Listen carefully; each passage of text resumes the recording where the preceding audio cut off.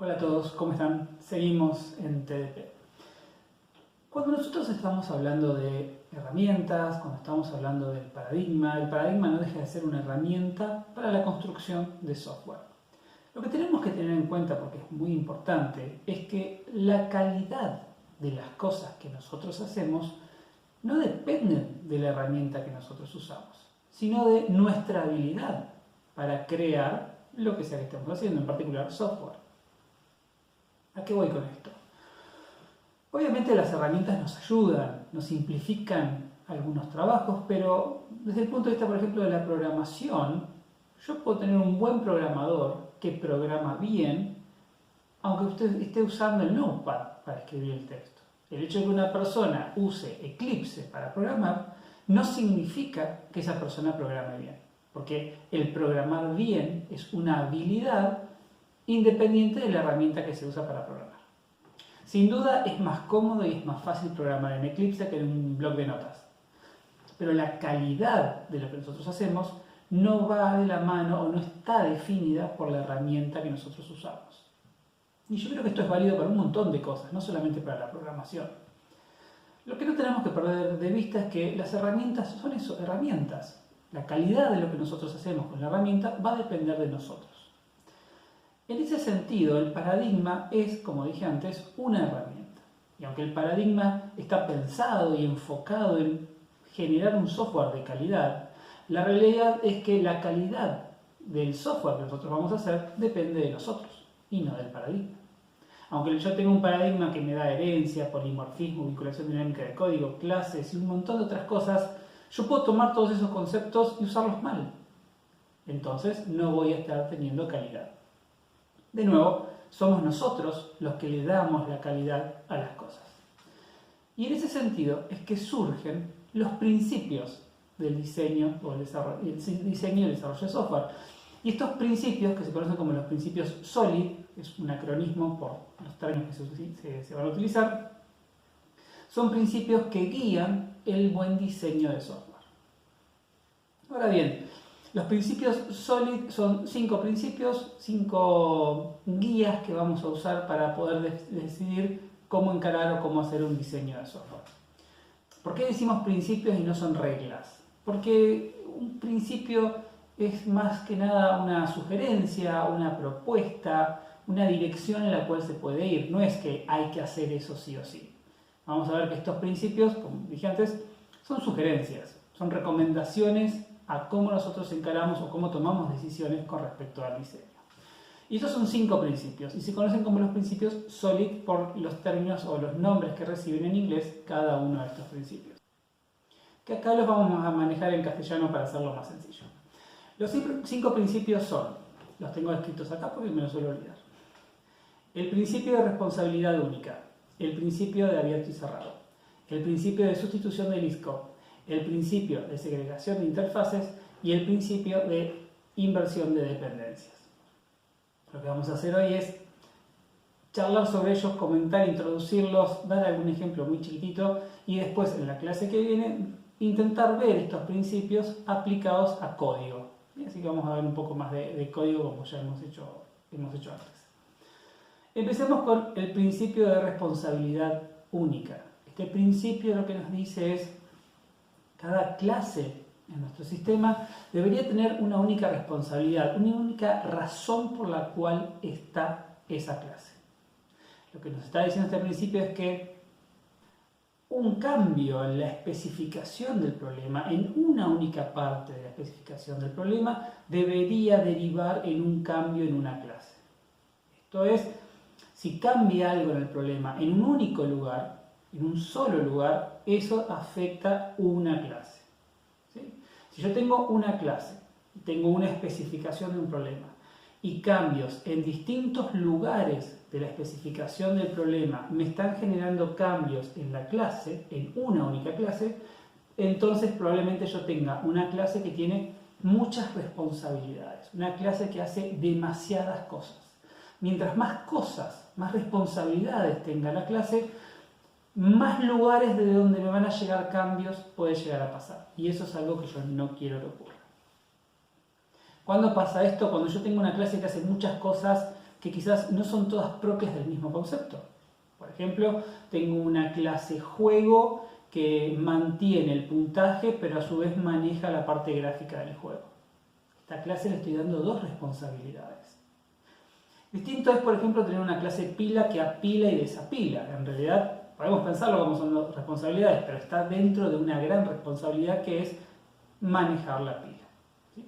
Entonces podemos ver que en estos dos casos, apilar y desapilar, hay una coherencia entre lo que están haciendo. Distinto es el caso de una clase juego que mantiene el puntaje y administra los gráficos.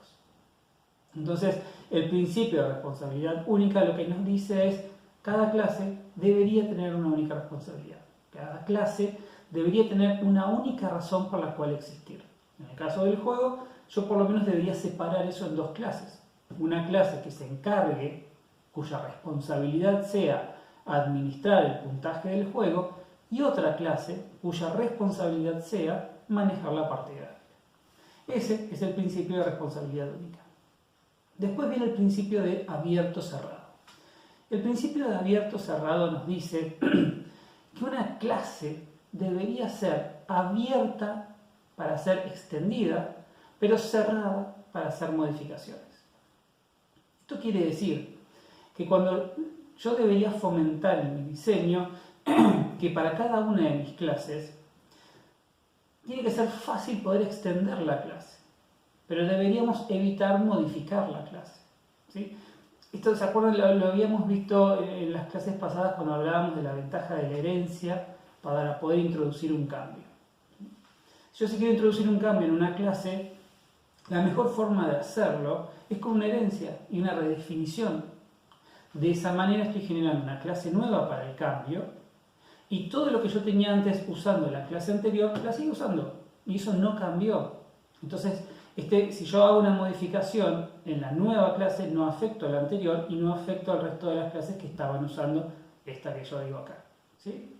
Entonces, abierto-cerrado es, por un lado, queremos que la clase sea extendida y a partir de esa extensión que se introduzcan cambios, se redefinan operaciones, se amplíe funcionalidad, pero queremos que las clases sean cerradas en cuanto a no me modifiques esto que yo ya tengo acá. Ese es el principio de abierto-cerrado. Después viene el principio de sustitución de ISCO, que quizás sea uno de los principios más importantes dentro de los principios SOLID. De vuelta, ya lo mencionamos antes, sin darle este nombre.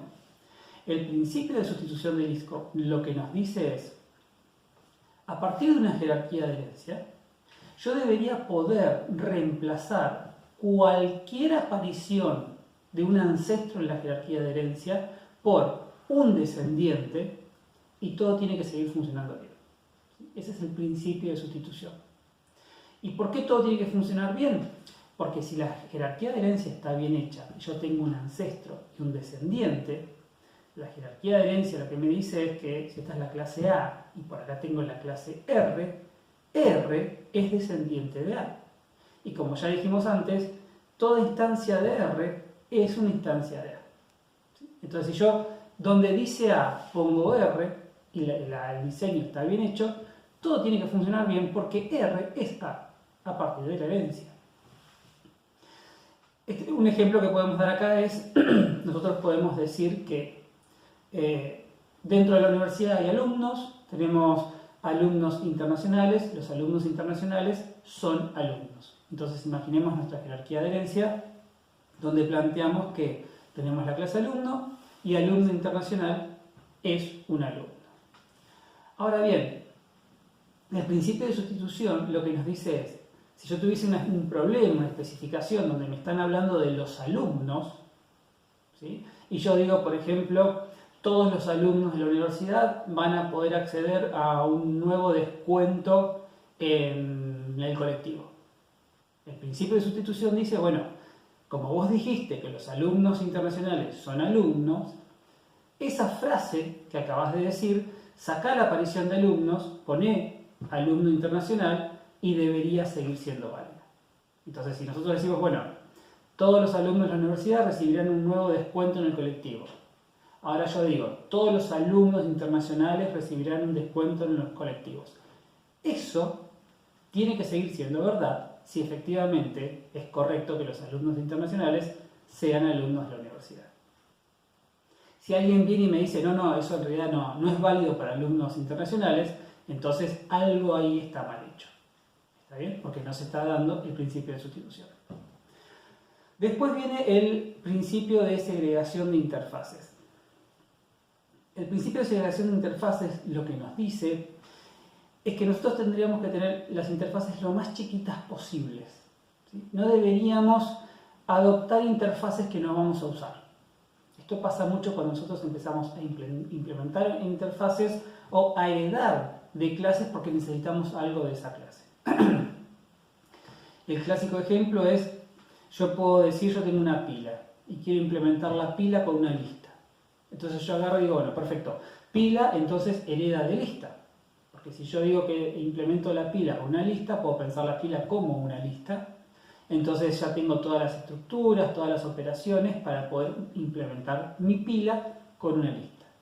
Pero al momento de que pila hereda de lista, se está trayendo un montón de cosas de la interfaz que la pila no necesita. ¿Sí? Entonces estamos adoptando más interfaz de la que realmente necesitamos. Y lo que nos dice este principio es, no hagas eso. Solamente provee y usa las interfaces que vos necesitas. Bien. Y por último tenemos el principio de inversión de dependencias. Y el principio de inversión de dependencias lo que nos dice es que siempre que sea posible, tenemos que depender de la mayor cantidad de abstracciones posibles, o el mayor nivel de abstracción posible. Esto es, yo tengo una clase A que se relaciona con una clase B. Si A, en lugar de relacionarse con la clase B, puede relacionarse con algo, un ancestro de B más abstracto, entonces siempre es mejor ir por esa opción. Porque eso me va a dar a mí mucha más flexibilidad. Imaginemos que nosotros tenemos un juego donde tenemos soldados y toda una jerarquía de clases de herencia de armas. Y yo sé que el soldado va a usar la AK-47, que está dentro de esta jerarquía de herencia. Bueno, lo que nos dice este principio es, aunque vos sepas que el soldado va a usar la AK-47, si podés y si es posible, hacé la asociación no de la clase soldado a la clase AK-47, sino de la clase soldado a la clase arma. Y después sí le das una AK-47, porque el principio de sustitución del ISCOP lo que nos dice es, lo vas a poder hacer porque AK-47 hereda de arma.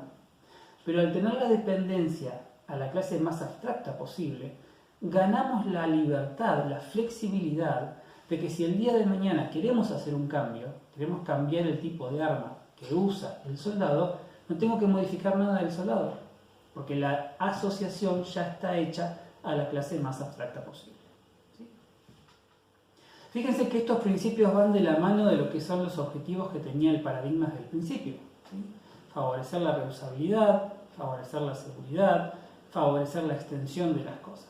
Estos principios buscan enfatizar estos objetivos que tenía el paradigma. Y sin perder de vista que, aunque estos objetivos son el motivo del paradigma, somos nosotros los que tenemos que reforzar esos objetivos. Somos nosotros los que tenemos que cumplir esos objetivos.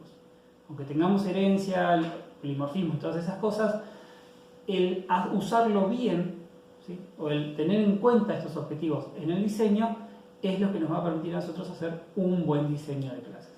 Estos principios nos ayudan a pensar, a decidir cómo organizar nuestras clases, nuestras jerarquías, nuestras asociaciones. Y si tenemos en cuenta estos principios, vamos por el camino de hacer un buen diseño. ¿Sí? Estos son los 5 principios SOLID, los vimos, queda material para que lo puedan leer más en detalle en la página web. Y lo que vamos a hacer en el próximo video es mirar un poco código y ver cómo en la implementación empezamos a usar los principios SOLID. Eso fue todo por hoy, nos vemos mañana.